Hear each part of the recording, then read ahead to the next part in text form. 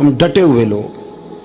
سرکار نے فلاح انسانیت کے لیے جو دوسرا کام کیا نا، وہ لوگوں کو احساس دلایا ہے کہ اگر غلطی ہو جائے تو تم نے بندوں کے سامنے اپنے آپ کو کلیئر نہیں کرنا، تم نے تو رب کے سامنے اپنے آپ کو کلیئر کرنا، اللہ کے سامنے تم نے بچنا ہے کہ میرا گناہ معاف. اور حضور احساس پیدا کرتے تھے. بخاری شریف میں قبیلہ غامدیہ کی اس عورت کا تذکرہ موجود ہے جو خود آئی تھی، کوئی گرفتار کر کے نہیں لایا تھا، از خود آئی. احساس پیدا ہو گیا نا گناہ کا. یہاں بہت ساری غلطیاں کر کے بھی لوگ جب اپنی بات کرتے ہیں تو کہتے ہیں کبھی یاد تو نہیں کسی کے ساتھ زیادتی کی ہو، یاد تو نہیں کبھی کسی کا. بھئی آپ نے اتنے بڑے ولی ہونے کا دعویٰ کر دیا. انسان تو انسان رہتا ہے. بڑے بڑے لوگ کہہ گئے کہ یا اللہ اگر انجانے میں بھی بھول گئے ہیں تو ہم سے درگزر فرما. لیکن جب ہم تیار ہی نہیں ماننے کو. حضرت انس بن مالک کہتے ہیں وہ خاتون آئی، کوئی پکڑ کے نہیں لایا، کسی 14 دنوں کے ریمانڈ پہ نہیں اسے منوایا گیا، اسے وہ خود بخود آئی. اور کریم محبوب علیہ السلام کے سامنے جب وہ کھڑی ہوئی تو اتنے درد سے میں نے کم لوگ روتے دیکھے ہیں جس درد سے وہ روئی. عرض کرنے لگی حضور میں غلطی کر بیٹھی ہوں، مجھ سے زنا ہو گیا، مجھے پاک کر دے. تو محبوب کریم علیہ السلام نے فرمایا تو کیسے ثابت کرے گی تو نے گناہ کیا؟ یعنی مجرم کو ثابت کرنا پڑ رہا ہے کہ میں گناہ گار. یہ وہ کمال ہے کہ انسانوں کو احساس ہونے لگے کہ یہاں ہم غلط ہیں. جب اعتراف جرم ہوتا ہے، جب بیماری کی تشخیص ہوتی ہے تو پھر اس کا علاج بھی ہو جاتا ہے. حضرت انس بن مالک کہتے ہیں وہ عرض کرنے لگی حضور میرے پیٹ میں ناجائز بچہ ہے. حضور نے فرمایا جا جب بچہ پیدا ہو تو پھر آنا. وہ 8 ماہ کے بعد آئی تو اس کی گود میں پھول سا بچہ تھا. حضور نے فرمایا واپس جا، جب روٹی کھانے لگ جائے تو پھر آنا. وہ 2 سال 2.25 سال دودھ پلاتی رہی. پھر جب آئی تو بچے کے ہاتھ میں روٹی کا ٹکڑا تھا. کریم محبوب صلی اللہ تعالی علیہ وسلم سے آ کے جب اس نے بات کی تو وہ درد سے روئی، کہنے لگی یا رسول اللہ 3 سال ہونے کو ہیں، میں نے گناہ کیا ہے، میں ساری رات سو نہیں پاتی. حضور تڑپتی، اگر اس حال میں مر گئی تو اپنے رب کو کیا منہ دکھاؤں، مجھے پاک کر دے، میرے حال پہ رحم فرمائے.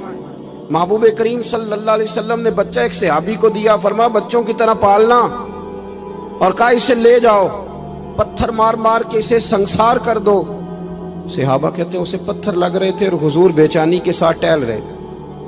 آ کے خبر دی حضور وہ تو وصال کر گئی، انتقال ہو گیا. فرمایا یہاں تک تو بات اس کی تھی. حضرت انس بن مالک کہتے اب محبوب کریم نے صحابیات سے فرمایا اسے غسل دو، کفن پہناؤ، جنازہ تیار ہو جائے تو مجھے خبر کرنا. حضرت انس بن مالک کہتے ہیں غسل ہوا، کفن ہوا، جنازہ تیار ہوا تو حیران ہم تب ہوئے جب میرے محبوب نے فرمایا صفیں بناؤ، میں خود جنازہ پڑھاؤں گا، میں خود جنازہ پڑھاؤں گا. اور سرکار نے جنازہ پڑھایا تو ایک شخص کی زبان سے نکلا حضور اس ملعون کا معاذ اللہ جنازہ جس نے ناجائز بچہ جنا، اس کے لیے آپ دعا کر رہے ہیں، جنازہ پڑھا. حضور فرمانے لگے خاموش ہو جاؤ، تم نے گناہ دیکھا ہے، اس کا احساس نہیں دیکھا. تم نے غلطی دیکھی ہے لیکن اس کی توبہ کا انداز نہیں دیکھا. اور صاحب کنز العمال نے یہ لفظ نقل کیے ہیں کہ کریم محبوب فرمانے لگے اس نے تو ایسی شاندار توبہ کی ہے کہ اگر میں اپنی ساری امت میں بانٹ دوں تو اللہ سب کی مغفرت فرما دے گا. احساس جب پیدا ہو جاتا ہے نا اپنے دل کے اندر کہ یہاں میں غلط ہوں. ان العبد اذا اعترف ثم تاب تاب اللہ علیہ او کما قال نبی صلی اللہ علیہ وسلم، رواہ مشکات. حضور نے فرمایا جب کوئی بندہ کہتا ہے نا اللہ میں بھول گیا تھا، اور پھر وہ توبہ کرتا ہے تو رب اس کی توبہ کو فوراً ہی قبول فرما لیتا ہے. پہلی بات یہ کہ عقائد کو مضبوط رکھیں، مضبوط عقائد. اور یہ جو آج کل ایک اور ماحول چل رہا ہے، کو تھوڑا ادھر کو تھوڑا ادھر، عقائد وہی درست ہیں جن کی تشریح شیخ عبدالحق محدث دہلوی نے فرمائی.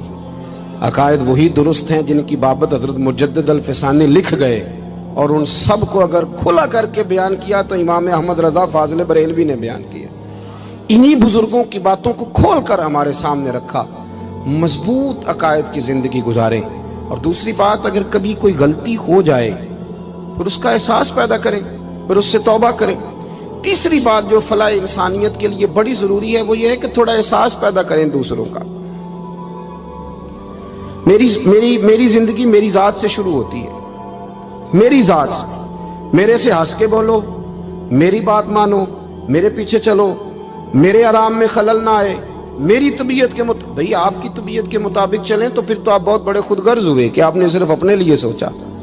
محبوب کریم کا کمال یہ تھا کہ حضور نہ دوسروں کا بڑا احساس فرماتے تھے۔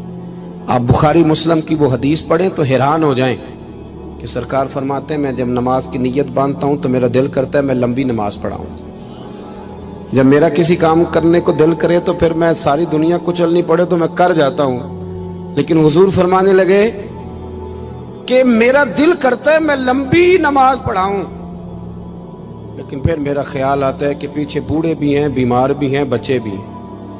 یا رسول اللہ نماز اللہ کی اور خیال بندوں کا؟ فرمایا میں بوڑھوں، بیماروں اور بچوں کا خیال کرتے ہوئے اللہ کی نماز کو مختصر کر دیتا ہوں۔ احساس جب طبیعت ہمارے ہاں نا تیزی کے ساتھ احساس ختم ہوا ہے، تیزی کے ساتھ ہم نے اتنی نفی شروع کی۔ ہمارے تو اہل تصوف میں اللہ ماشاءاللہ اب تربیت کا طریقہ یہ ہے کہ صرف میں ہوں، میرے سوا کوئی بھی نہیں، حالانکہ طریقت تو اس کا نام تھا کہ میں نہیں باقی سارے ہی ہیں۔